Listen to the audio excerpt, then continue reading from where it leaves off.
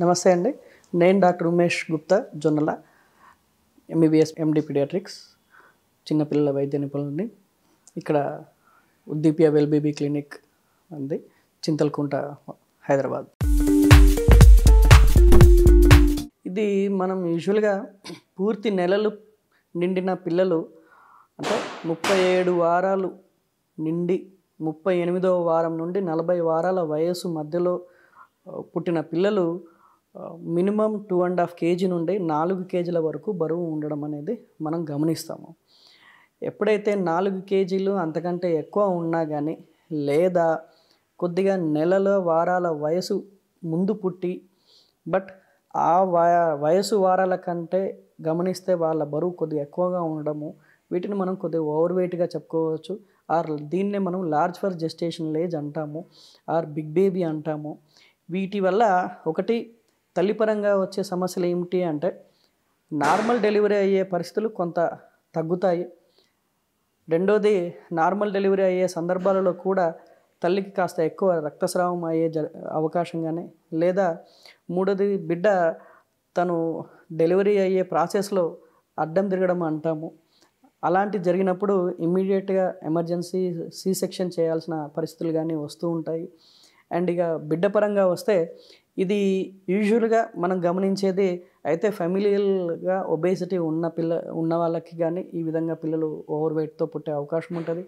And రెండోది, చాలా కామన్గా మనం చూస్తున్నాము ఈ మధ్య చాలామంది తల్లులకి ప్రెగ్నెన్సీ టైంలో ఈ కొన్ని రకాల ఇబ్బందులు వస్తున్నాయి. అంటే లైక్ డయాబెటీస్ కానీ, షుగర్ అని కానీ, దీన్నే మనం అంటుంటాం కదా కామన్గా. So at the same time BP and thyroid సమస్యలు అనేటివి వస్తున్నాయి. వీటిలలో especially diabetes or sugar attack అయిన తల్లులలో ఈ విధంగా మనం లార్జ్ ఫర్ జెస్టేషనల్ ఏజ్ బేబీస్ని చూస్తున్నాము. వీళ్ళలో ఏంటంటే నెలలు తక్కువగా పుడతారు, but at the same time కాస్త ఎక్కువ బరువుతో పుడతారు. వీటిలలో ముఖ్యంగా వాళ్ళకు వచ్చే కాంప్లికేషన్ ఏంటంటే హైపోగ్లైసీమియా అంటాం. అంటే ఒంట్లో షుగర్ లెవెల్ అనేది తక్కువ అవ్వడం.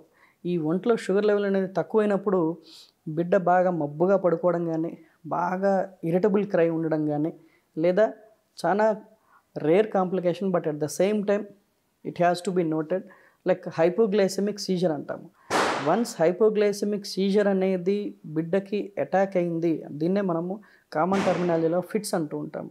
ఇలా షుగర్ డౌన్ అవ్వడం వల్ల బిడ్డకి ఫిట్స్ కనుక వస్తే అది చాలా ప్రమాదకరంగా అయ్యే అవకాశం ఉంటుంది. ఎస్పెషల్లీ వాళ్ళు ఆ షుగర్ లెవెల్ని కంట్రోల్ చేసినా సరే తర్వాత బ్రెయిన్లో కొద్దిగా డ్యామేజ్ అవుతూ ఆ డెవలప్మెంట్ అనేది బిడ్డకి తేడా జరిగే అవకాశము ఉంటుంది. సో అందుకనే మనము ఖచ్చితంగా ఈ ఓవర్ వెయిట్గా పుట్టిన పిల్లల్ని పుట్టిన తర్వాత ఎప్పుడైతే పిల్లల డాక్టర్ చూస్తూ ఉంటారో, ఎట్ ద సేమ్ టైం రెగ్యులర్గా మనం కూడా ప్రతి వారము లేదా 10 రోజులకు ఒకసారి బిడ్డ ఏ విధంగా బరువు పెరుగుతున్నాడు, ఏ విధంగా బరువు తగ్గుతున్నారు, లేదా ఒంట్లో షుగర్ డౌన్ అవుతున్న లక్షణాలు మనం ఇందాక చెప్పుకున్నట్టుగా అట్లాంటివి కనపడగానే వెంబటే మీ దగ్గరలో ఉన్న పిల్లల డాక్టర్కి వచ్చి ఖచ్చితంగా సంప్రదిస్తే దానికి తగ్గట్టుగా ఏ రకమైన ట్రీట్మెంట్ చేయాలి, ఏది అబ్జర్వ్ చేయాలనేది కూడా మనము సలహాలు తీసుకోవచ్చు. సో ఓవర్ వెయిట్తో ఉన్న పిల్లలకి ఏంటంటే, ఇప్పుడు మనం ఇందాక అనుకున్నట్టుగా హైపోగ్లైసిమియా అంటే షుగర్ లెవెల్ బాడీలో తగ్గడం. దీనికి సంబంధించి యూజువల్గా మనము తల్లిపాలని ప్రతి 2 గంటలకు ఒకసారి ఖచ్చితంగా ఏమని చెప్తాము.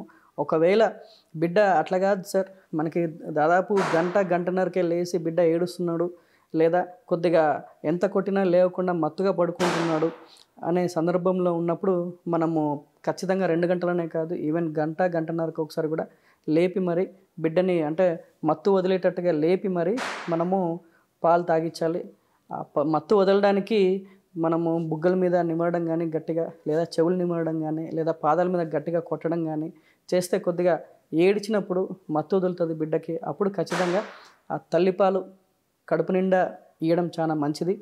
లేదా తల్లికి మొదటి 2 రోజుల్లో కొన్నిసార్లు సరైన పాలు రాకపోతే పీడియాట్రిషియన్స్ యొక్క అడ్వైస్ తోటి ఏమన్నా సప్లిమెంటరీ మిల్క్, యూజువల్గా మనం ఎవరూ అడ్వైస్ చేయము, బట్ స్టిల్ ఇన్ కేస్ తల్లికి సరైన పాలు రాక, ఇన్ఫాంట్ ఆఫ్ డయాబెటిక్ మదర్ అంటాం, ఏదైతే బేబీ షుగర్ ఉన్న తల్లికి పుట్టిన పిల్లల్లో ఈ హైపోగ్లైసీమియా అనే పరిస్థితిని రాకుండా చూడడానికి తప్పనిసరి పరిస్థితుల్లో మనము ఈవెన్ ఫార్ములా కూడా ఇవ్వాల్సి ఉంటుంది.